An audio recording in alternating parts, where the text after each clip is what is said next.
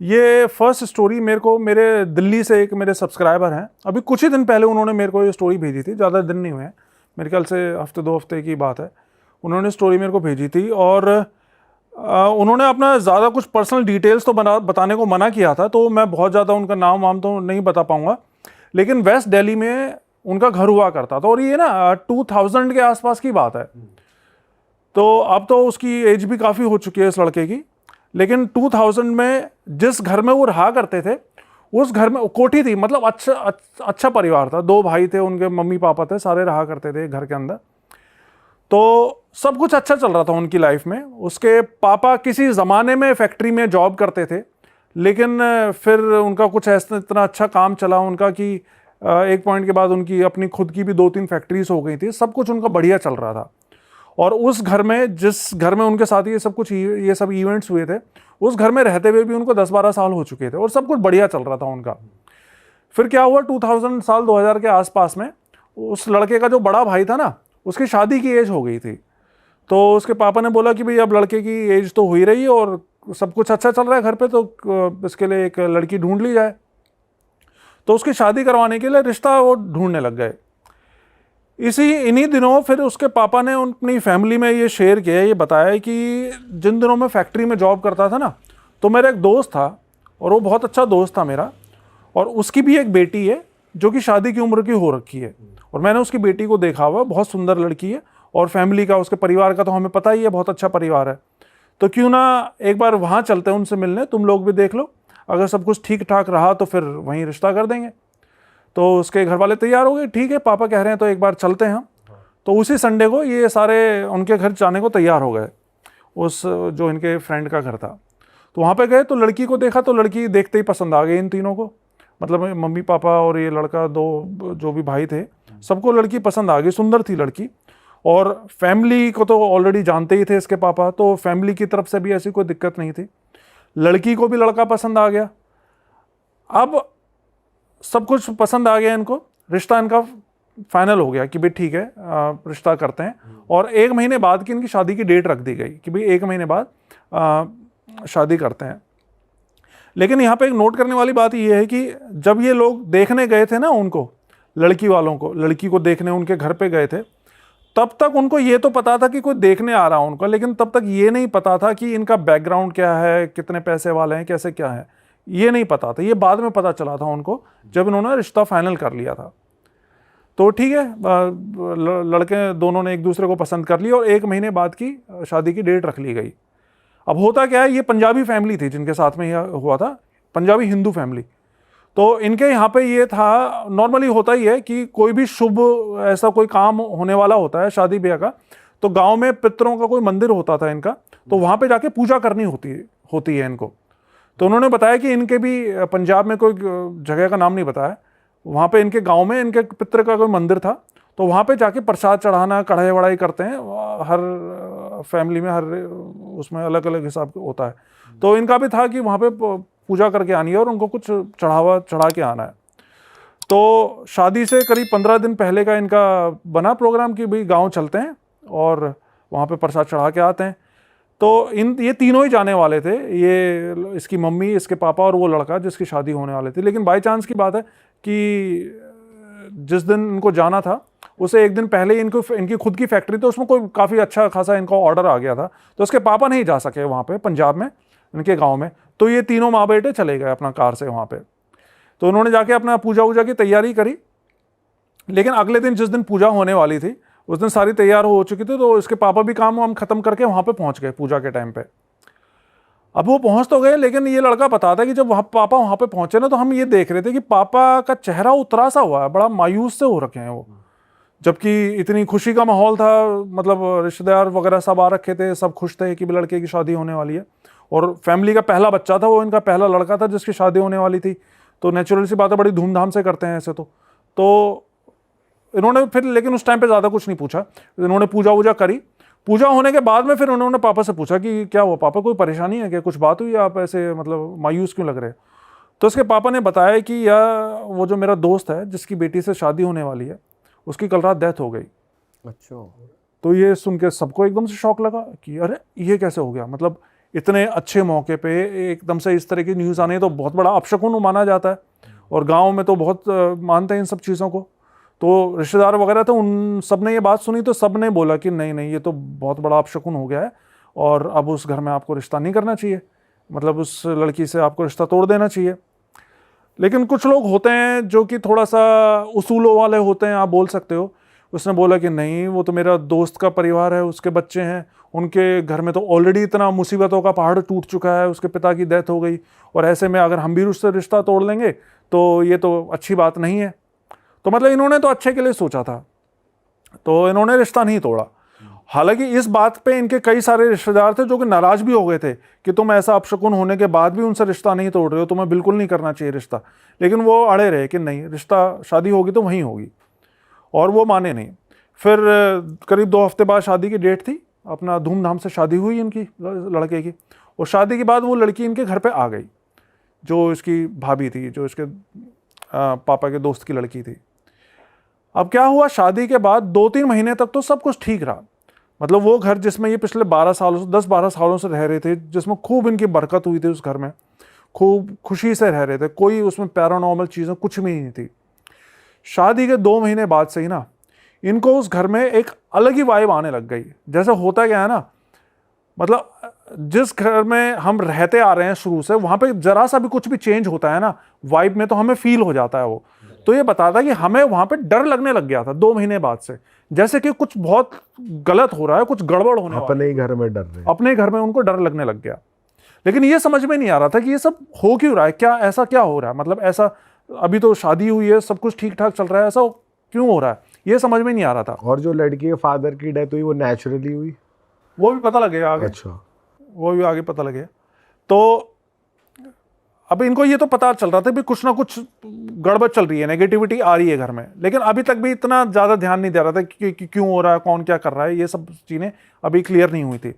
लेकिन फिर क्या हुआ, एक दिन सुबह सुबह इसके पापा, सबसे जल्दी इसके पापा ही उठते थे, सुबह मॉर्निंग वॉक वगैरह के लिए जाते होंगे। तो सुबह सुबह इसके पापा उठे तो बाहर गेट खोला ना उन्होंने कोठी का, गेट से निकले तो देखा कि इनके जस्ट गेट के सामने एक बकरे का कटा हुआ सर रखा हुआ है। हाँ, और उसके साथ में एक धागा रखा हुआ है, काले रंग का धागा लंबा सा। अब इसके पापा ने एकदम से ये देखा कि अरे ये कहाँ से ऐसी चीज़ आ गई, तो कोई भी नेचुरल से सकपका आ जाएगा एक बार के लिए। तो उसने भी जल्दी से घर के सब लोगों को उठाया, इन्होंने देखा कि ये उन्होंने देखा यार ये क्या क्या चीज़, मतलब ये हरकत किसने कर दी है। तो इन्होंने सोचा कि हो सकता है किसी शायद आस पड़ोस के किसी ने शरारत करी हो हमें परेशान करने के लिए। तो इसके पापा ने एक पन्नी ली, उसके अंदर वो सारी चीज़ें डाली, और थोड़ा सा दूर जहाँ पे कूड़े का ढेर होता होगा, मतलब आसपास का कूड़ा जहाँ इकट्ठा होता था, वहाँ जाके उसको फेंक दिया। उसके बाद घर आ गए। उसके बाद वो दिन तो इनका नॉर्मल गुजर गया। लेकिन फिर क्या हुआ, उसी रात से ही ये जब भी सोते हैं ना तो इनको किसी औरत के रोने की आवाज़ आती है अपने घर के अंदर से। मतलब ये पता होता था कि घर के अंदर से, काफ़ी बड़ा घर था इनका, कोठी थी अच्छी खासी, तो ये पता था कि घर के अंदर से रोने की आवाज़ आ रही है, लेकिन कौन से कमरे से आ रही है, कहाँ से आ रही है, ये पता नहीं चलता था। और सभी को एक साथ आती थी या एक एक करके आई सब? नहीं, अब ऐसा ये तो नहीं बताया उसने कि भाई एक एक करके आई, लेकिन रात में आवाज़ सबको सुनती थी, आवाज़ सुनती सबको थी। इनको पता चलता था कि इनके घर में कोई औरत रो रही है। और ये जो हस्बैंड वाइफ जो नई वो आई थी, उसका बिहेवियर नॉर्मल था बिल्कुल? अभी तक बिल्कुल नॉर्मल था, मतलब अच्छी फैमिली टाइप में रह रहे थे वो, पति पत्नी का आपस में हाँ, सही था, बिल्कुल सही था, उनमें कोई प्रॉब्लम नहीं आई थी। तो रात में ये सब चीज़ें होने लग गई। तो 3-4 दिन तक तो इन्होंने इग्नोर किया कि भाई शायद हो सकता है बाहर से आ रही है आवाज़ें। लेकिन जब 3-4 दिन तक हर रात में इनके घर में रोने की आवाज़ें आती रही, तो इसके पापा का एक कोई फ्रेंड हुआ करता जो कि अच्छा खासा तांत्रिक, बताते हैं काफ़ी अच्छा तांत्रिक था, वो बड़ा तांत्रिक था। तो फिर एक दिन इसके पापा ने उस फ्रेंड को बताया कि भाई हमारे घर में पिछले कुछ दिनों से ऐसा ऐसा हो रहा है, और जिस दिन हमारे घर के गेट के पे वो सर रखा मिला था, उस दिन के बाद से ये सब चीज़ें हो रही हैं।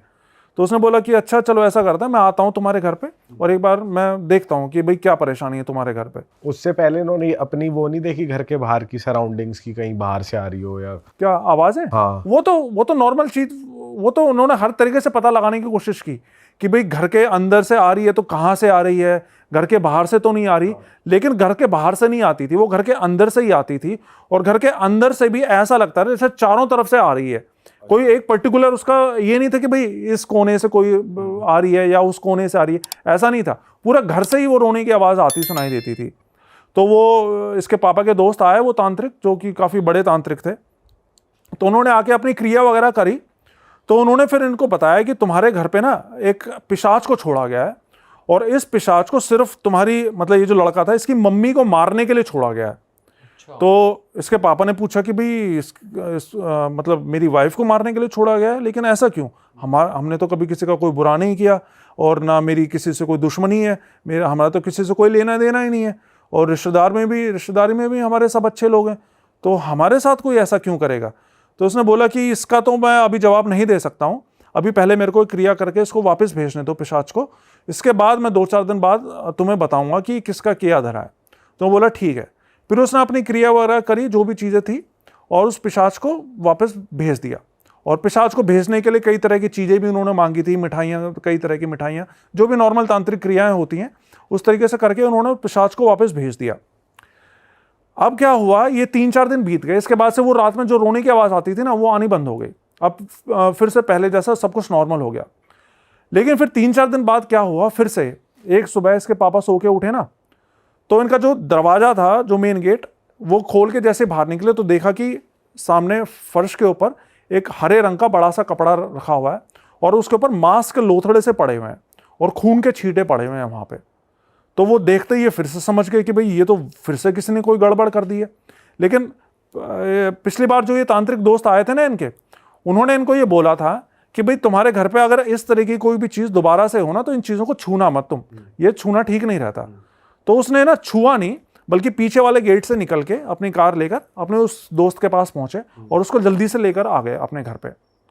तो वो इनका वही तांत्रिक दोस्त वापस से आया इनके घर पे, देखा कि भाई वो सब चीज़ें वहाँ पे रखी हुई हैं, तो उसने अपने जो भी क्रिया वगैरह थी, मंत्र वंत्र थे, वो पढ़ने शुरू कर दिए। लेकिन इस बार क्या हुआ, जैसे ही उसने मंत्र पढ़ना शुरू करा ना, उसको खून की उल्टी हो गई वहीं की, अरे भाई साहब, तांत्रिक को। और जबकि वो अच्छा खासा शक्तिशाली तांत्रिक था, उसको खून की उल्टी हो गई। और खून की उल्टी होते के साथ ही वो तो उल्टे पांव वहीं से भाग गया। उसने कहा कि भाई मैं अभी कुछ नहीं कर सकता हूँ, मेरे को यहाँ से जाना होगा, और वो फिर वहाँ से घर से भाग गया। अब वो चला गया तो वो तो सब चीज़ें वहीं पड़ी थी, मांस के लोथड़े उथड़े अभी भी घर के सामने पड़े हुए थे। फिर ये बताता है कि इसके पापा ने फिर से एक पन्नी ली और वो सब चीज़ें उठाई, एक पन्नी में बांध के साथ में जो गंदी नाली थी उसमें फेंक दिया। लेकिन फिर उसी रात को इनके साथ में पता है क्या हुआ, रात में जब ये लोग अपने अपने कमरों में सो रहे थे ना, तो इनको घर के बाहर जो इनका वो तो हॉल था, जहाँ पे इनकी सारी डाइनिंग टेबल, कुर्सियाँ उर्सियाँ रखी हुई थी, इनके सारी की सारी चीज़ें ऐसे उठ के, मतलब ऐसे हवा में उड़ने लगी जैसे कोई उठा उठा के उनको पटक रहा हो बुरी तरह। दीवारों से टकराने लगी, चकनाचूर होने लगी, किचन में जितने बर्तन थे सारे इधर उधर होने लग गए। हवा में उड़ रही है सारी चीजें, मतलब चीज ऐसे ऐसे जैसे मैं ये जैसे कप रखा हुआ है, इस कप को मैं उठा के दीवार पे फेंक के मारूंगा ना, तो इस तरीके से हो रहा था जैसे कोई उठा के फेंक रहा है चीज़ों को। तो ये बताता है कि हमें उस वक्त ऐसा लग रहा था जैसे हमारे घर के अंदर पूरी कोई भूतों की भूचाल आ गया हो। हाँ, भूचाल आ गया, भूतों की पूरी फौज घुस गई है हमारे घर में, तो ऐसा लग रहा था हमको। और मदद वाला कोई था नहीं, क्योंकि एक वही थे तांत्रिक, और रात में ये मेरे ख्याल से 2-3 बजे की बात है जब इनके साथ में ये सब हो रहा था। तो जैसे तैसे पूरे, मतलब एक कमरे के अंदर सारे के सारे दुब के रहे। और फिर जब सुबह दिन निकला ना, फिर इन्होंने जाके हॉल में देखा तो पूरे हॉल का सामान सारा तहस नहस हुआ पड़ा था। तो इसके पापा फिर से उस अपने दोस्त के पास गए, क्योंकि इनको समझ में आ गया था कि भाई ये तो कोई बहुत ही बड़ी मुसीबत घर में घुस गई है। तो ये अपने दोस्त के पास गए। तो दोस्त के पास गए तो देखा कि उसकी तो वैसी मरने की जैसी हालत हो रखी थी उसके दोस्त की, मतलब उसकी ऐसी हालत हो रखी थी वो बोल भी नहीं पा रहा था ठीक से। तो इसने अपने दोस्त को बताया सारी बात कि जी हमारे घर में तो ऐसा ऐसा हुआ, हमारा तो सारा सामान तहस नहस हो गया और तुम भी वहाँ से उस दिन भाग गए थे, तो कुछ तो बताओ हमारे घर में ऐसी कौन सी चीज़ घुसाई है, कुछ तो हमारी मदद करो। तो उसने तांत्रिक ने बताया कि तुम्हारे घर में कोई भूत वूत नहीं आया है, तुम्हारे घर में एक सुलेमानी जिन को छोड़ा गया है। एक जिन है, सुलेमानी जिन। हाँ, जिन्नात की भी अलग अलग कैटेगरीज होती हैं, उसमें एक सुलेमानी जिन बताया जाता है। जब मैंने ये स्टोरी सुनी थी ना, तब मेरे को एक अलिफ लैला, आपको याद आता हो शायद, हाँ, याद एक होगा, शो एक आता आया था। करता था अलिफ लैला, उसमें हुआ करता था एक कैरेक्टर सुलेमानी जिन। वो सुलेमानी जिन बताते हैं ऐसा कि ये जिन्नों का सरदार होता है और उसमें बहुत बहुत ताकतवर होता है, ये मतलब बहुत शक्ति होती है, इसको हराना बहुत मुश्किल होता है, इसको काबू में करना। तो उसने बताया कि ये सुलेमानी जिन है और इसको कोई काबू में नहीं कर सकता, और ये तुम लोगों की मौत बन के आया है, इसको सिर्फ तुम लोगों को मारने के लिए भेजा गया है यहाँ पे, और इससे अब तुम लोग बच नहीं सकते। तो उसके पापा ने उसको बोला कि भाई मेरे तो बच्चे हैं साथ में, मेरी तो फैमिली है, अगर तुम ही कुछ ऐसे बोलोगे तो फिर मैं कहाँ जाऊँगा। तो उसने बताया कि भाई देखो, मैं तो कुछ नहीं कर सकता हूँ, लेकिन चूंकि तुम्हारी पूरी फैमिली की ज़िंदगी का सवाल है तो मैं तुमको एक रास्ता बता सकता हूँ। उसने बताया कि शिमला में एक जगह पड़ती है नालागढ़, और वहाँ पे एक बाबा है जिनको पीपल वाले बाबा करके बुलाया जाता है। तो उसने बोला कि वो एक अघोरी बाबा है, अगर तुम जा सकते हो तो जल्द से जल्द उन बाबा के पास जाओ, अगर तुम्हारी कोई जान कोई बचा सकता है ना तो सिर्फ वही बचा सकता है, नहीं तो तुम्हारा बचना बहुत मुश्किल है। और अगर आने वाली पूर्णिमा या अमावस्या पता नहीं क्या बताई थी, तब तक ये तुम सबको एक एक करके मार डालेगा, क्योंकि इसको ऐसा नहीं है कि तुम लोगों को परेशान करने के लिए या तुम्हारा बिजनेस चौपट करने के लिए भेजा गया है, इसको सिर्फ तुम लोगों को मारने के लिए ही भेजा गया है। वैसे अभी तक किसी फैमिली मेंबर को कुछ वैसे कुछ नहीं हुआ? नहीं, अब नहीं, अभी फिजिकल हार्म फैमिली में किसी को नहीं हुआ था, लेकिन वो पहले वाला जो पिशाच था उसके लिए उसने बताया था कि माँ को मारने के लिए भेजा है, लेकिन ऐसा अभी तक सेफ थे, मतलब मरे नहीं थे, कोई भी फैमिली में डेथ नहीं हुई थी। तो उसने कहा कि एड्रेस दिया उसका बाबा का, तो ये लोग उसी शाम को फिर वहाँ पे नालागढ़ जाने के लिए निकल गए। मतलब जो इनका बड़ा वाला लड़का था जिसकी शादी हुई थी कुछ दिन पहले, और उसके पापा, ये 2 लोग गए थे, बाकी इसकी मम्मी और छोटा वाला लड़का और इसकी भाभी, वो तीनों घर पे ही थे। तो रात में ही निकल गए, और अब दिल्ली से तो शिमला जाने में काफ़ी कई घंटे लग जाते हैं ना, तो रात में फिर एक जगह ये लोग थोड़ा सा रेस्ट करने के लिए, कुछ खाना वाना खाने के लिए एक ढाबे पे भी रुके थे। और ये बताते हैं कि इस ढाबे पे ये रुके, खाना वाना खाया, लेकिन उसके बाद जब इन्होंने गाड़ी स्टार्ट करी तो उनकी फिर गाड़ी भी स्टार्ट नहीं हो।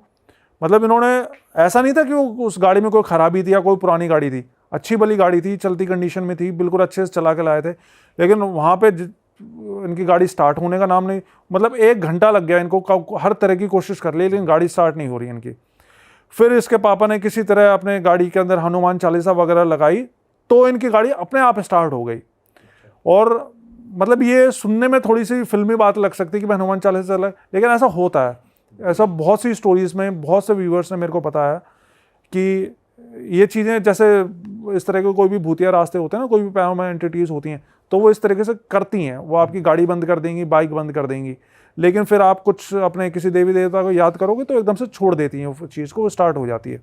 तो जैसे तैसे फिर इनकी गाड़ी स्टार्ट हुई, फिर ये ऊपर, मतलब वो ऊपर की तरफ पड़ता है बताते हैं एरिया, तो ऊपर की पहाड़ों की तरफ जाए, एक तो वैसे मतलब 2000 में तो वहाँ पे इतना अच्छा भाई रोड्स वगैरह नहीं बनी होंगी। तो जैसे तैसे ये पहुँचे ऊपर, तो ऊपर पहुंचने के बाद में मतलब सुबह के 4-5 बज गए थे, दिन निकलने वाला था। फिर एक कोई दुकान वाला था, कोई शायद चाय के खोखे वाला था, उससे उन्होंने पूछा कि भाई हमको जो है पीपल वाला बाबा के पास जाना है। तो उसने बोला कि भाई थोड़ा सा आगे जाके ना, वहाँ पे आपकी गाड़ी का रास्ता तो नहीं होगा, आपको गाड़ी खड़ी करनी होगी, वहाँ से आपको पैदल आगे जाना होगा। तो उसने बोला ठीक है। तो आगे गए तो वहाँ पे सही में फिर एक जगह जाके रास्ता रुक गया था, वहाँ से जंगल स्टार्ट हो गया था। तो वहाँ पे इन्होंने गाड़ी अपनी मतलब पार्क कर दी, और वहाँ से दोनों पैदल पैदल अंदर की तरफ जाने लग गए, जंगल से अंदर। वहाँ पे ये बताते हैं जाते हुए कि उस जगह पे ना इनको जंगल के बहुत से जंगली जानवर भी दिखाई दिए, खतरनाक जंगली जानवर, लेकिन किसी भी जंगली जानवर ने इनका कोई नुकसान नहीं पहुँचाया। तो फिर कुछ दूर चलने के बाद में इनको एक खुला सा एरिया दिखाई दिया, और वहाँ पे एक त्रिशूल गड़ा हुआ था। तो जब इन्होंने त्रिशूल गड़ा हुआ देखा तो इनको थोड़ा सा जान में जाना है कि हाँ चलो हम सही रास्ते पे आए, हो सकता है यहाँ पे बाबा मिल जाए। तो थोड़ा सा और आगे जाने पे इनको एक छोटा सा मंदिर टाइप कोई बना हुआ था, उसके सामने एक बाबा इनकी तरफ पीठ करके बैठे हुए थे, और अपना जैसे ध्यान वो होता है ना, ध्यान मुद्रा होती है, उसमें बैठे हुए थे। तो ये पीछे जाके उसके खड़े हुए, तो बिना बाबा ने इनकी तरफ देखे, बिना कुछ बोले, बिना कुछ पूछे, उसने बोल दिया कि अच्छा तुम दोनों आ गए बच्चा, तुम्हारे घर पे जिस जिन को भेजा हुआ है, उस जिन को मुझे पता है, तुम्हारे घर पे किसी जिन को भेजा हुआ है तुम्हें मारने के लिए, लेकिन कोई बात नहीं, तुम यहाँ पे आ गए हो तो अब सब ठीक हो जाएगा। तो ये लड़का ये बताते हैं कि भाई जब इन्होंने बाबा के मुंह से ये बात सुनी ना कि भाई तुम्हारे घर पे जिन को भेजा गया और तुम ये सब चीज़ें दिल्ली से आए हो इतनी दूर से, तो इनको इतनी हैरानी हुई, क्योंकि इन्होंने तो बाबा ने बात करना तो दूर, बाबा ने पीछे पलट के इनका चेहरा तक नहीं देखा था, लेकिन फिर भी बिना देखे बाबा ने इनको खुद से ही बता दिया उन्होंने। खुद से बता दिया। मतलब होती हैं सिद्धियाँ होती हैं बाबाओं के पास में, तो बाबा ने खुद से ही इनको बता दिया। फिर बाबा उठे, फिर बाबा ने इनसे बात की। बाबा ने बताया कि तुम लोग बहुत दूर से आए हो, थक भी गए होगे, तुम एक काम करो, तुम लोग 2-3 घंटे आराम कर लो, सो लो। तो वहीं खुले एरिया में कुछ चारपाइयाँ डली हुई थी, तो वहाँ पे ये लोग दोनों बाप बेटे वहाँ पे सो गए 2-3 घंटे के लिए। बाबा ने बोला था तुम सो आराम कर लो, तब तक मैं कुछ तैयारियाँ कर लेता हूँ। तो वहीं पर ही पास में कुछ हवन कुंड वगैरह बना था, तो बाबा वहाँ पे हवन कुंड में तैयारी करने लग गए। फिर करीब 3 घंटे बाद इनकी आँख खुली, तो इन्होंने देखा कि बाबा उस हवन कुंड के आगे बैठ के ना कोई किसी तरह की कोई क्रिया कर रहे हैं, और क्रिया करते हुए ऊपर आसमान की तरफ देखते हुए बातें कर रहे हैं उससे। मतलब बातें जैसे हम नॉर्मली अभी बातें कर रहे हैं ना, इस तरीके से बातें कर रहे हैं। लेकिन वो जिस लैंग्वेज में बात कर रहे थे ना, वो लैंग्वेज कोई ऐसी थी जो कि समझ में नहीं आ रही थी। वो कह रहे थे हमें नहीं पता चल रहा था बाबा क्या बोल रहे हैं, किस लैंग्वेज में बात कर रहे हैं, लेकिन वो किसी से बात कर रहे थे आसमान में देखते हुए।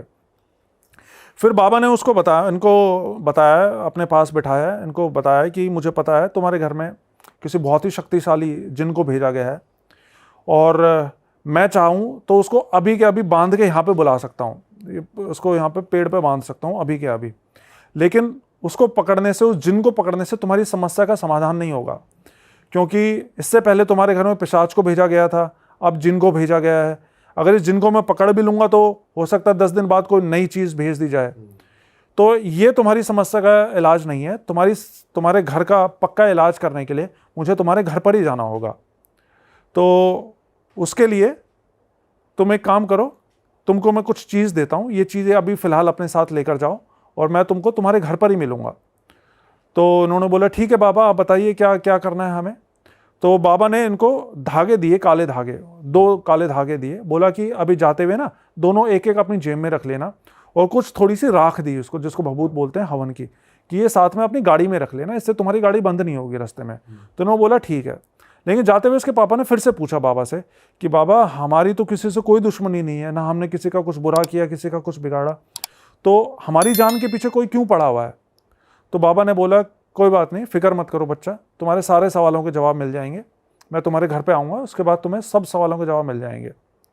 तो इसके बाद सुबह सुबह का ही टाइम था, वो ज़्यादा देर नहीं हो रखी थी। तो वहाँ से निकले घर के लिए, और शाम के टाइम पे जब ये पहुँचे घर पे, तब तक अंधेरा होने वाला था।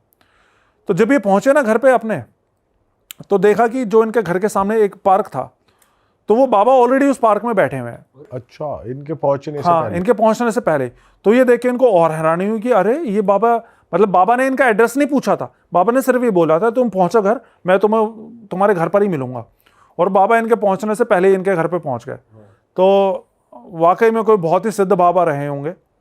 तो फिर इन्होंने देखा कि बाबा तो वहीं पार्क में बैठे हुए हैं। तो उन्होंने बाबा को पूछा अरे बाबा आप यहाँ पे कैसे पहुँच गए। बाबा ने बोला कोई बात नहीं बेटा, मैं तुम्हारे लिए ही आया हूँ, चलो अब तुम लोग घर के अंदर जाओ, लेकिन अंदर जाने से पहले ये धागा और ये भभूत मेरे को वापस कर दो। तो बाबा ने इनसे ले ली वो चीज़, और बाबा ने बोला तुम अंदर चलो, मैं आता हूँ 5 मिनट बाद। फिर ये सारे दोनों अंदर गए। तो अंदर जाके ये बताता है कि सिर्फ पापा ने देखा कि भाई मेरा छोटा बेटा और जो है बहू और वाइफ बिल्कुल ठीक हैं, क्योंकि डर तो रहता ही है कि भाई कहीं हमारे पीछे से उनके साथ में कुछ ऐसा ना हो गया। तो उसने देखा कि भाई तीनों बिल्कुल ठीक हैं, सही सलामत है, तो थोड़ा सा उनको और जान आई उनकी। फिर 5-10 मिनट बाद वो बाबा आए इनके घर पे। बाबा ने उनसे बोला कि एक काम करो, सबके सब मेरे सामने आके खड़े हो, तुम्हारे जितने भी परिवार के लोग हैं। तो सबके सब इनके सामने आके खड़े हो गए। फिर बाबा ने इनकी बहू से पूछा कि वो सामान कहाँ है जो तेरी माँ ने तेरे को दिया था। अच्छा, हाँ ऐसे ही डायरेक्ट कि वो सामान लेकर आ जो तेरी माँ ने तेरे को दिया है। तो उसने इसकी बहू एकदम से सकपक आ गई कि नहीं मेरी माँ ने कौन सा सामान दिया है, मेरी माँ ने तो कोई सामान नहीं दिया, मेरी माँ से तो मुझे मिले ही इतने दिन हो गए।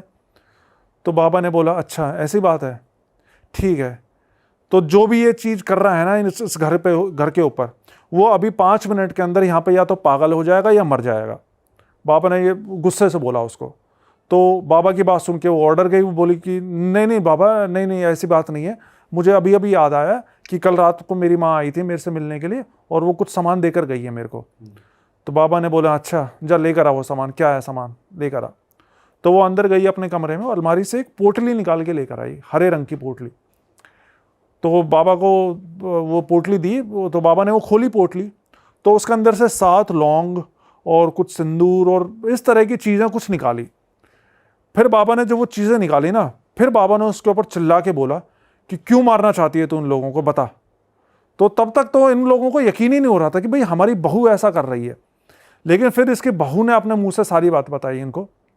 इसकी बहू ने बताया कि मेरी माँ जो है वो तांत्रिक के चक्कर, इन सब बाबाओं के चक्कर लगाती है, बहुत सालों से लगाती आ रही है।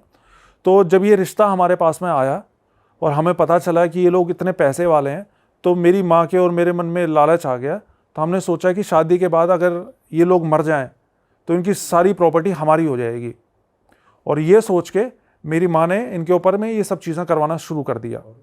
और वो सब चीज़ें जो इनके घर में होती थी ना, वो और कोई नहीं, इसकी माँ करती थी इस लड़की के थ्रू, अपनी बेटी के थ्रू। तो यही रखती थी सारा ये सामान। रखती थी और वो भिजवाती थी इसकी उस लड़की की माँ। तो और फिर इसके पापा की मौत कैसे हुई थी इस लड़की के, उसका भी ये बात भी खुली। बाबा ने फिर पूछा अब ये बता कि तेरे बाप की मौत कैसे हुई थी, तेरे पिताजी कैसे मरे थे। तो इस लड़की ने बताया कि जब मेरे पिताजी को ये बात पता चली ना कि हम ऐसा ऐसा करना जा रहे हैं, मेरी माँ ऐसा ऐसा करना चाहती है कि भाई शादी के बाद 2-4 महीने में इनको ख़त्म करके इनकी सारी प्रॉपर्टी हथिया लेना, तो मेरे पापा ने इस चीज़ के लिए साफ मना कर दिया था कि नहीं वो मेरा दोस्त है, मैं ऐसा नहीं होने दूंगा, मैं तुम्हारे बारे में उसको बता दूंगा, मैं रिश्ता ही तोड़ दूंगा। तो उस अपने पिता को रास्ते से हटाने के लिए मैंने और मेरी माँ ने मिलकर हमारे पिता की हत्या कर दी, पिता का ही खून कर दिया। तो अपने बाप को भी इस लड़की ने अपनी माँ के साथ मिलकर मारा था। फिर इसके जो बाबा थे, अब सारी तो इनकी पोल पट्टी खुली चुकी थी और इस लड़की। दौरान जो जैसे जिन वगैरह थे उन्होंने कुछ करा नहीं अब तक, जैसे वो जो उस जिन घर छोड़ा में- गया था, हाँ हाँ वो जिन छोड़ा गया था इनके ऊपर।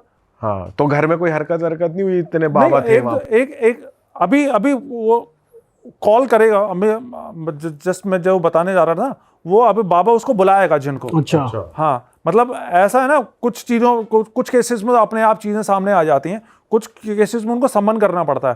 तो फिर बाबा ने वो इसको, जब ये सारी चीज़ें खुल गई इसके सामने, फिर बाबा ने इनको बोला कि अब तुम्हें पता चल गया है ना कि तुम्हारा, कि मैं यहाँ पे क्यों आया हूँ। मैं चाहता तो वहीं पर ही उस जिन को बुला देता, लेकिन उससे तुम्हारा घर का समाधान नहीं होता, क्योंकि कल को ये फिर और कोई हरकत करती।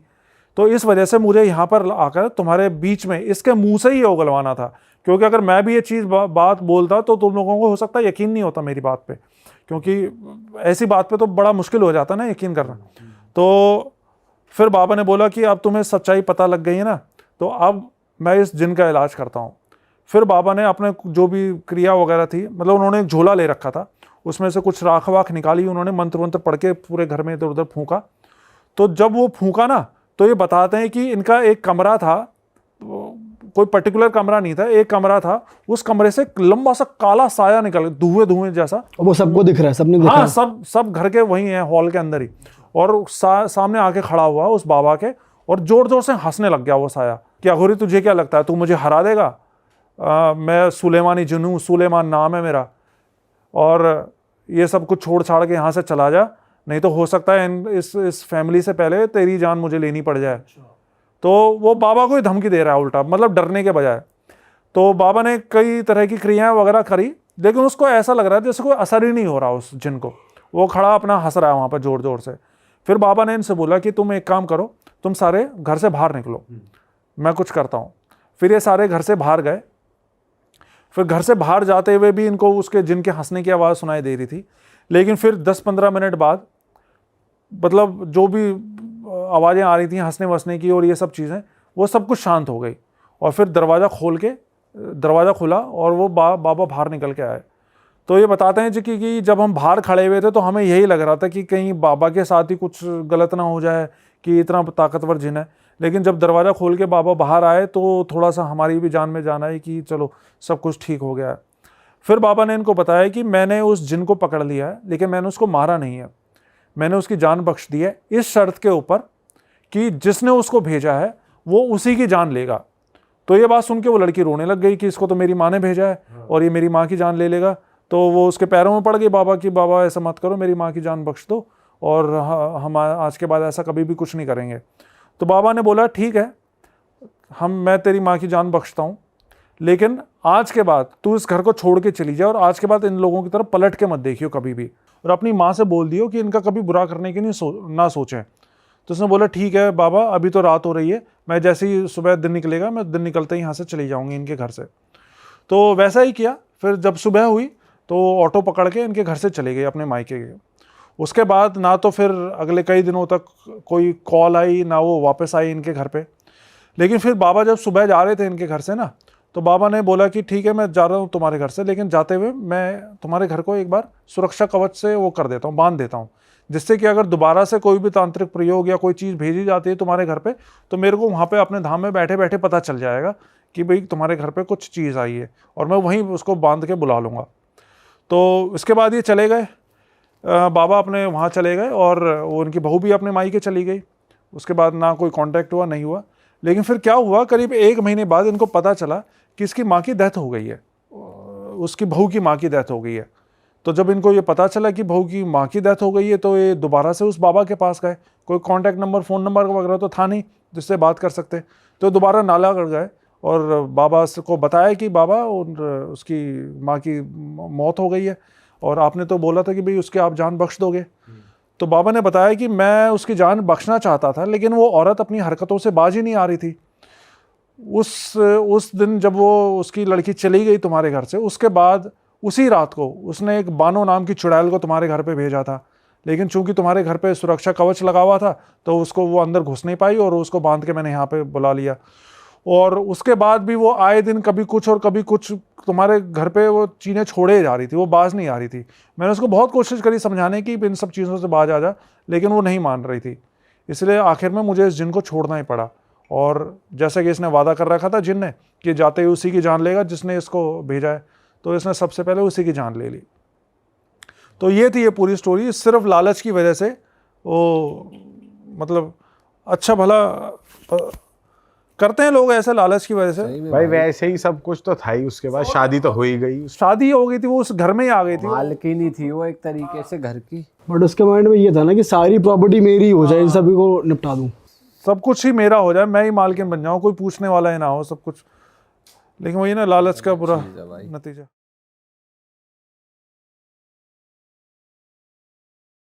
भाई एक और इंटरेस्टिंग चीज़ है आपके साथ कि आप इंडिया के बाहर भी होकर आए हो। मतलब इंडिया में तो आपने पूरा कोने कोने नाप ही दिए, आप रशिया में गए हो। भाई मैं चाहता हूँ वहाँ का क्या कॉन्सेप्ट है, ज़रा कुछ बताओ, वहाँ क्या एक्सपीरियंस था? इसका कंसेप्ट ये था और एक मोटिव भी था भाई कि इंडिया के भूतों की प्रॉब्लम तो मैं समझ गया हूँ, आप कह सकते हैं कि कोई घर से परेशान था, किसी को मुक्ति चाहिए थी, किसी की विशेस फुलफिल नहीं हुई थी, ये जो कॉमन रीज़न, किसी की अनटाइमली डेथ किसी हो की गई, अनसर्टेन डेथ हो गई। तो ये आज तक के सारे रीजंस मुझे जो मोस्टली मिले हैं। तो मेरा भाई शुरू से ये था, जब मैंने इस पैरानॉर्मल इन्वेस्टिगेशन को प्रोफेशनली स्टार्ट कर दिया, तो मेरे को ये था कि यार इंडिया को रिप्रेजेंट करना है, क्योंकि बाहर की कंट्री के लोगों की ना एक अलग वैल्यू होती है, गवर्नमेंट उन्हें बहुत सपोर्ट करती है, एक तो सपोर्ट नहीं है यहाँ पे।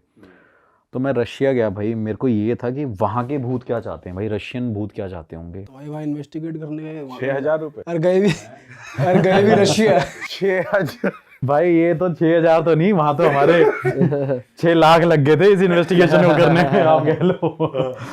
तो भाई वहाँ पे मैं गया, मेरे को शुरू से था कि यार बाहर के घोस्ट क्या चाहते हैं यार, ये क्या सोचते होंगे, इनके जो मतलब सोचने का, एग्जिस्ट करने का रीज़न क्या होता होगा। यहाँ की एग्जिस्टेंस तो पता चल गई इंडिया वालों की, इनके भूतों को पता है मुझे, ये इनको यही चाहिए, लेकिन बाहर के भूत क्या चाहते हैं। तो भाई मैं वहाँ पे गया था, एक मतलब करी तो मैंने वहाँ 3-4 लोकेशन है रशिया में। वहाँ पे भाई मैं गया था, एक 5 लाख ग्रेवयार्ड्स हैं रशिया में। ये जगह है त्वेर के पास, मतलब मॉस्को और सेंट पीटर्सबर्ग के बीच में एक जगह पड़ती है त्वेर, और वहाँ पे सबसे ज़्यादा बियर मिलते हैं बताते हैं। तो उस जगह पे भाई बताते हैं कि रात को कोई उस रोड को भी क्रॉस नहीं करता। अगर आप उस रोड पे जाओगे तो आपको 5 लाख ग्रेवयार्ड बहुत बड़ी चीज़ होती है, बहुत बहुत बड़ा रास्ता है वो। तो भाई मैं अपने वहाँ लोकल फ्रेंड्स के साथ गया, उनको मैंने इनवाइट किया, मैंने भाई मेरे साथ चलना पड़ेगा क्योंकि ये जगह तो जानी है। क्योंकि उन्होंने मेरे को बताया कि इस ग्रेवयार्ड के पास लोग ना घोस्ट को चलते हुए देखते हैं, लोगों को रोड पे आत्माएं नज़र आती हैं और आवाज़ें आती हैं। पुलिस भी वहाँ पे घूमती नहीं है भाई। तो वहाँ पे उन्होंने कार स्टॉप करी, कार स्टॉप करने के बाद भाई मैं सीधा ग्रेवयार्ड के अंदर चला गया। अब मैं वहाँ गया हूँ, वहाँ जाने के बाद भाई मुझे स्मेल आ रही है, बहुत ज़्यादा स्मेल आ रही थी। और ग्रेवयार्ड भी एक नहीं थी भाई, हज़ारों थी। और गलती से मेरा पैर भी उन पे पड़ रहा था क्योंकि अंधेरा बहुत था, जंगलों के बीच में था। तो भाई जब मैं वहाँ गया, देखा वो लोग मुझे फ़ोन कर रहे हैं, वो भाई घबरा गए क्योंकि मैं 10 मिनट तक तो अंदर ही था जहाँ पे इंसान नहीं जाते। दिन में भले ही चले जाएं लेकिन रात को कोई हिम्मत नहीं करता वहाँ पे क्योंकि पुलिस ही नहीं जाती उस जगह पे। भाई वहाँ पे मैं इन्वेस्टिगेशन करने के लिए फिर मैंने वहाँ के लोकल पर्सन को बुलाया कि भाई ये ट्रांसलेट करेगा क्योंकि भाई वो तो रशियन ही समझेंगे। तो भाई वो ट्रांसलेट कर रहा है। ऑल्दो मुझे वहाँ पे ये चीज़ नहीं मिली कि वहाँ पे कोई स्पिरिट है उस टाइम पे, क्योंकि इनके साथ एक और भाई ऐसी चीज़ है कि ज़रूरी नहीं है कि कोई भी घोस्ट स्पिरिट अपनी एग्जिस्टेंस आपको उस टाइम पे प्रूव करे ही करे। हो सकता है आज नहीं करना चाहती, सेकंड टाइम करे। क्योंकि नॉर्मली भी होता है ना, मैं आपको बोलूँ यार मेरे साथ यहाँ चल रहे, आप मना कर दोगे, मैं फिर दूसरे दिन आपको अप्रोच करूँगा भाई मेरे साथ चल रहे यहाँ पे, तो बोलोगे चल यार इसने कल बोला था तो चल लेते हैं। तो ये भी रीज़न हो सकता है। लेकिन वहाँ पे एक नेगेटिविटी, मैं अकेला बंदा नहीं हूँ बताने वाला, पूरा रशिया और पूरा तुएर जानता है कि वहाँ पे भाई घोस्ट भटकते हैं। लेकिन वहाँ पे जो सबसे बड़ी चीज़ होती है वो है ब्लैक मैजिक। अच्छा, हाँ वहाँ भी करते हैं लोग भाई, वहाँ तो सबसे ज़्यादा करते हैं। इंडिया में तो लोग ब्लैक मैजिक क्या कर रहे हैं, वहाँ के जो ब्लैक मैजिक करते हैं आप तो भाई अंदाज़ा भी नहीं लगा सकते हो। वहाँ का भी सेम रिचुअल है जैसे भाई सेम रिचुअल तो मैंने यहाँ पे बहुत बड़े घटिया से देखे हैं, लेकिन वहाँ का रिचुअल जो मैंने देखा है वो मैंने शायद कभी देखा ही नहीं है। मैं आपको वीडियोस भी शेयर करूँगा, ये वीडियोस देखना, आपको पता चल रहा होगा कि वहाँ पे एक हस्बैंड वाइफ दोनों साथ में जा रहे हैं उस ग्रेवयार्ड में। ये रियल वीडियो है जो पुलिस वालों ने वहाँ पे पकड़ा, क्योंकि लाइट जल रही थी और दूर पुलिस तो रहती है लेकिन उस ग्रेवयार्ड के आसपास नहीं रहती। वहाँ पे 2 रशियंस, एक हस्बैंड वाइफ उस ग्रेवयार्ड में जा रहे हैं। एक के हाथ में नाइफ है, एक बंदे ने अपने पूरे सर के बाल हटा रखे हैं, कपड़ा सर पे बांध रखा है, और वो उस नाइफ से अपने हस्बैंड को मतलब लाइक मारेगी। वो नाइफ और चाकू उसमें घुसेड़ देगी और वो कहते हैं कि जब वो उसकी बलि ले लेगी अपने हस्बैंड की, तब वो जो चाहती है तब उसकी इच्छा वैसे पूरी होगी। अच्छा, ये उनका एक पैटर्न है, आप कह सकते हो। और हस्बैंड जा भी रहा है। हस्बैंड जा रहा है भाई, आप वीडियो देखना, उसमें हस्बैंड मतलब पूरा तैयार है। वहाँ पे उन्होंने भेड़िए भी, गोट पकड़ रखी है और 1-2 जानवर लेके जाते हैं। अगर आप देखोगे, मैं आपको वीडियोस दिखा रहा हूँ, आप देखना, इसमें चाकू अलग अलग हैं, चाकू के ऊपर घोस्ट की पिक्चर बनी हुई है। मतलब बहुत डिफरेंट है, बहुत अलग ही है। जैसे हर जगह कल्चर अलग होता है तो उनका ब्लैक मैजिक करने का भी पैटर्न बहुत डिफरेंट है। और वहाँ पे बताते हैं कि मोस्टली लोग ब्लैक मैजिक करने आते हैं और सबसे ज़्यादा ग्रेवयार्ड के ऊपर रख के बंदे अपने आप को मारते हैं, खुद को। हाँ, कहते हैं कि उनकी विशेष तभी पूरी होंगी जब तो वो ये ऐसे मतलब जैसे sacrifice हस्बैंड को करेंगे। एक तरीके से उसने कंट्रोल कर लिया कि वो उसके साथ जा रहा है और मरने को तैयार है कि भाई हाँ भाई तो यही तो ब्लैक मैजिक करने का उनका पागलपन है। तो जो बंदे और ये जो बंदे खुद को मारते हैं तो वो जान से नहीं मारते अपने आप को, नहीं, जान से ही मारते हैं। तो विशेष क्या पूरी करेंगे फिर जब मरी कुछ होगा भाई, उनका थॉट प्रोसेस अलग है। कहते हैं ना कि भाई अब जैसे कई जगहों पे बोलते हैं कि अपने आप को मार लो हमें जन्नत नसीब होगी, ऐसी बातें बोलते हैं। तो भाई वो अपने आप को मारते हैं तो उसके बाद उन्हें लगता है जो वो चाहते हैं। कुछ लोग इसलिए भी मारते हैं कि वो हेवन में डायरेक्ट चले जाए, हेवन में एंटर कर दें, क्योंकि कई लोगों को ऐसा लगता है कि भाई हमने बहुत बुरे कर्म कर रखे हैं, अब हमें हेवन चाहिए, और हेवन पाने का शायद ये एक सिंपल वे है, तरीका है। तो भाई रशिया में इस तरह की चीज़ें सबसे ज़्यादा होती हैं। मतलब लाइक ये बहुत अलग एक्सपीरियंस था। मैंने वहाँ पे ऐसी चीज़ें देखी, वहाँ पे नाइफ पड़े हुए थे।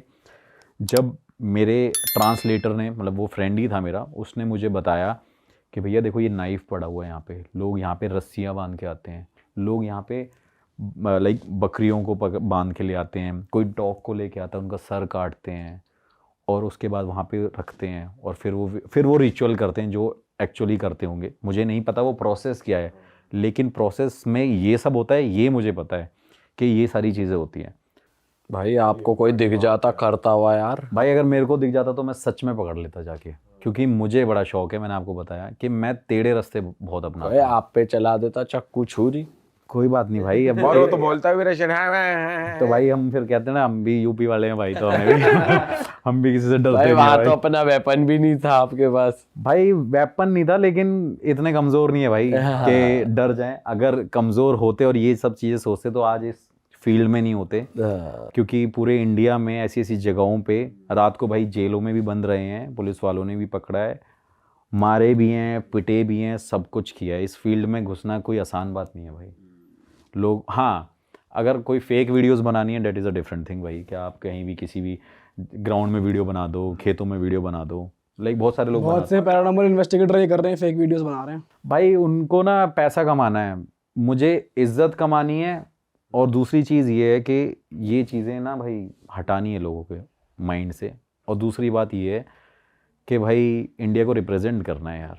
ऑल्दो मेरा भी मन करता है भाई, मैं भी गाने लिख के बैठा हूँ कि मैं भी अपने गाने निकाल लूँ। इतना ठीक ठाक तो दिखते हैं हम भी कि गाने निकाल लें, कभी कुछ कर लें। बहुत सारी चीज़ें पड़ी हुई हैं। मैं दुबई भी रहा, मेरे को था वहाँ पे भी इन्वेस्टिगेशन करूँगा। मैं दुबई सेटल होने के लिए भी गया, लेकिन मैं वापस आ गया।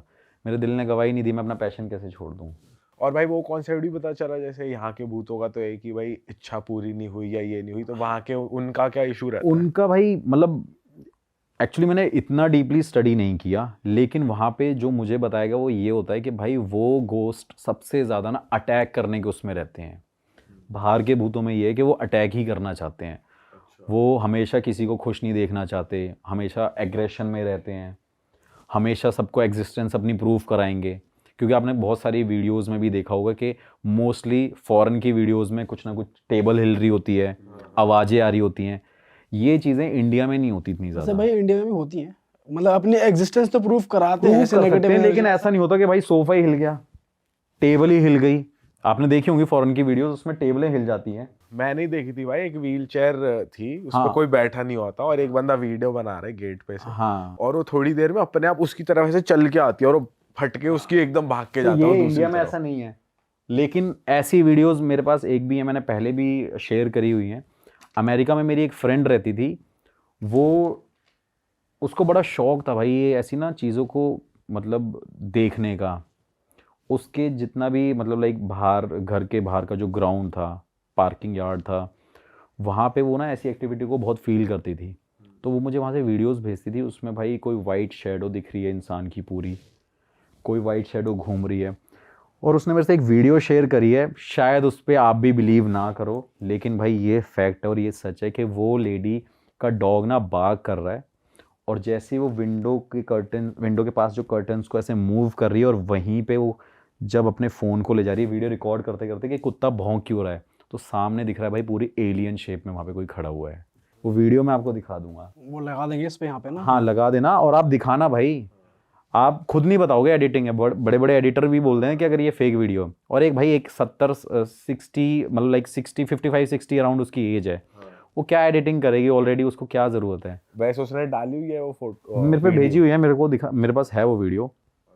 तो भाई ऐसी चीज़ें हैं। तो बाहर क्या है, बाहर एग्जिस्टेंस सबसे ज़्यादा प्रूफ होती है और वो शो भी करते हैं। लेकिन यहाँ पे क्या है, कुछ नहीं बोलते।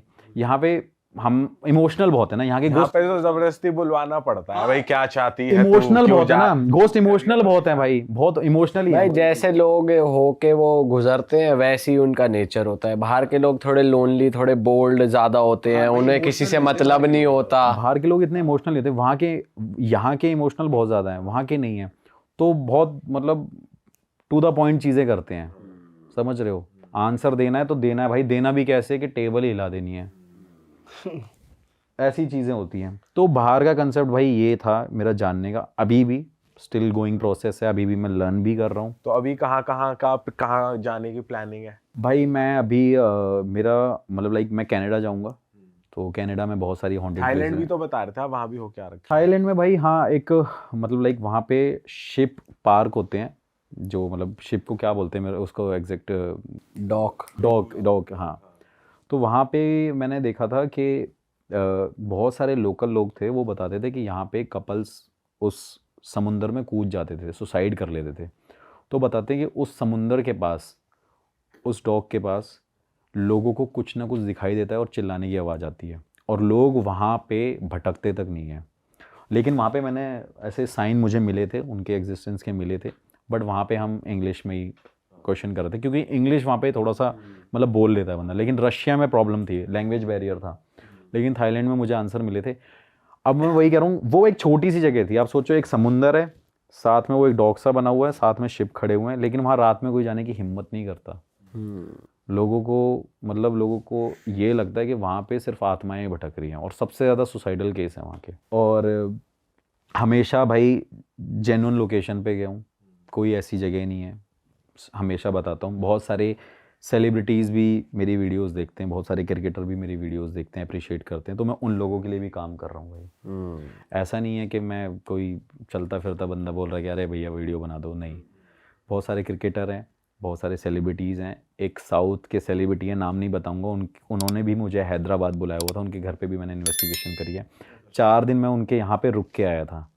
अच्छा। हाँ, और वहाँ पे मोस्टली सारे सेलिब्रिटीज़ का घर है। उन्होंने 4 दिन, उनके मैनेजर ने मुझे बुलाया था, उन्होंने मेरे को बहुत अच्छा पे भी किया था इस चीज़ का। ही वॉन्ट कि मैं उनके घर में 4-5 दिन रुक के दिखाऊँ। तो भाई मैं और मेरा एक फ्रेंड वहाँ पे 5 दिन स्टे करके आया। ऑल्दो मैंने इन्वेस्टिगेशन भी करी, लेकिन वो घर वीडियोज़ नहीं खाली बनाई। था, सिर्फ आप दो पूरा लोग थे? खाली था, बहुत बड़ा मेंशन था वो। क्या दिक्कत थी वहाँ? भाई वहाँ पे उस सेलिब्रिटीज़ के रिलेटिव और उनकी जो वाइफ रुकती है, बताते हैं कि उनके रात को घर में आवाज़ें आती हैं और विंडोज़ खुली हुई दिखती हैं नेक्स्ट डे। और ये भी दिखता है कि जब वो रात को डिनर बना रहे होते हैं, एक ये चीज़ बहुत है, क्योंकि डिनर बनाते टाइम बता रहे थे कि मतलब उन्होंने मुझे बताया, मैंने देखा भी, वहाँ एक किचन है, किचन के सामने एक विंडो है, तो वो बताते हैं कि सामने हमें कोई ना कोई हमेशा खड़ा दिखता है। उनके किचन के बिल्कुल जस्ट जो सामने विंडो है, और वहाँ पे कोई ना कोई खड़ा दिखता है। तो भाई मैं 5 दिन वहाँ पे रुक के आया था। घर पूरा लैविश है, सब कुछ अरे भाई बढ़िया। लेविश, लग्जूरियस, कुछ भी कह लो, कोई ऐसी इंडियन चीज़ भी नहीं है उस घर में। और उन्होंने मुझे बुलाया, वो भी किसी अपने अमेरिकन फ्रेंड के थ्रू मुझे कांटेक्ट किया, फिर उनके मैनेजर ने मुझे कांटेक्ट किया, मैं 5 दिन वहाँ पे रुक के आया। और इससे ज़्यादा बड़ी बात नहीं बोलूँगा कि इंडिया में कोई ऐसा सिंगल पर्सन नहीं है जो सेलिब्रिटी को ना जानता हो, बच्चे से बच्चा और बुड्ढे से बुड्ढा। पर वो आपने सॉल्व करा क्या सीन? हाँ भाई, वहाँ पे भाई मैं रुका, 5 दिन रुका वहाँ पे, अपने तरीके से जो खुद को चीज़ें आती हैं करनी वो करी, और देखा मुझे कुछ लगा नहीं, तो मुझे लगा कि शायद उनका एक धोखा भी हो सकता है, और जो था वो हटा भी दिया था। तो आपने वो कुछ ट्रीटमेंट था। किया, मतलब वहाँ पे हवन वगैरह मतलब कुछ? नेगेटिविटी तो ऑब्वियसली फील हो रही थी, लेकिन मुझे कुछ दिखा नहीं, क्योंकि मैं इतना स्पिरिचुअली स्ट्रांग हूँ, तो मुझे ज़रूरी नहीं है दिखे। अब सीधी सी बात है ना भाई, एक जैसे डॉग है और एक कैट है, तो भाई डॉग अगर कैट को डराएगा तो कैट भागेगी, लेकिन वहीं भाई एक सामने एलिफेंट हो गया, टाइगर हो गया, उसके पास डॉग जाएगा तो वो कैसे डरेगा। तो वही सेम पैटर्न आप मेरे ऊपर अप्लाई कर सकते हो और कह सकते हो कि भाई मेरे को डर नहीं लगा, नेगेटिविटी फील हुई थी।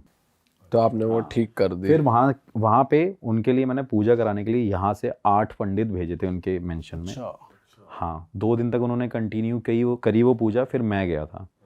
फिर वो पूजा कराने के बाद वो घर ठीक हो गया, और भाई अच्छे कांटेक्ट भी हैं। देख ली भाई, तुमने हमारी मेहनत सफल कर दिया, तुम ही लोग हो असली रियल हिट। और अगर आपको बहुत मजा आ रहा है ऐसी क्लिप्स में, ऐसी वीडियोस में, तो फटाफट जाइए प्लेलिस्ट पे, बिंज वॉच कीजिए, सारी वीडियोस देख डालो और मौज काटो। That is it. हम मिलेंगे नए पॉडकास्ट में, नए क्लिप में। Till then bye bye, see you, take care, do subscribe.